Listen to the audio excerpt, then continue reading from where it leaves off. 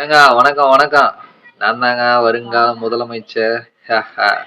ஏங்க நாம அரசியலுக்கு வராம, அதிகாரத்துக்கு வராம உங்கள சாதி, மதம், இனம், மொழி, உயர்ந்தவன், தாழ்ந்தவன் அது மட்டும் கிடையாதுங்க. ஒரு மனுஷன் போய் இன்னொரு மனுஷங்கிட்ட வேலை செஞ்சா தான்டா உயிர் வாழ முடியும்.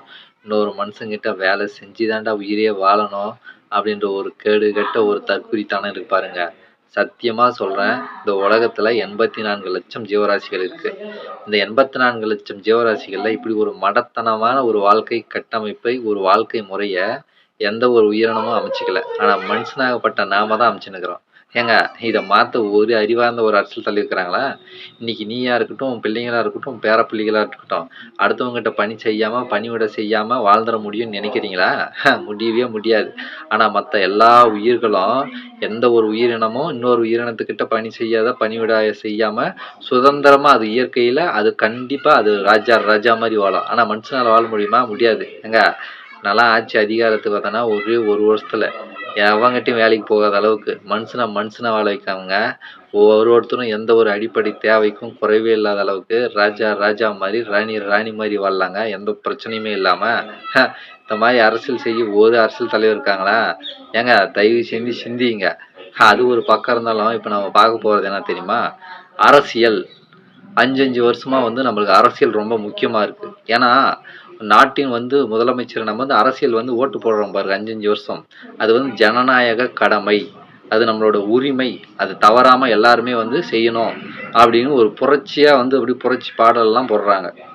ஆ ஒரு விரல் புரட்சி என்ற மாதிரி எப்படி? அதான். ஆனா நான் என்ன சொல்றேன், 5 வருஷமா ஆட்சிக்கு வராங்க. 5 வருஷமா தேர்தல் கலவரம் நடக்குது. தேர்தல் வந்து பரபரப்பா நடக்குது.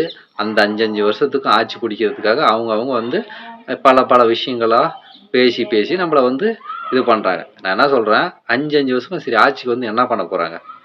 நீ ஆட்சிக்கு வந்து அவங்க வரலனாலும் வந்தாலும் நீ இன்னொருத்தங்கிட்ட வேலை செஞ்சாதான் உயிர் வாழ முடியுன்ற ஒரு நிலைமை மாறப்போதா? உன் பிள்ளைங்க அடுத்தவங்ககிட்ட வேலை செஞ்சுதான்டா வாழணும் அப்படின்ற நிலைமை மாறப்போதா? இல்லை உன் பேர பிள்ளைங்க படிக்கிறது எதுக்காக? இன்னொருத்தர்கிட்ட வேலை செய்யறதுக்கு தான். அந்த நிலைமை மாறப்போதா? மாறாது. அவங்க வர்றதுக்கு என்னத்துக்கு? தரமில்லாத ரோடை திருப்பியும் 5 வருஷத்துக்கு போகிறதுக்கு வருவாங்க.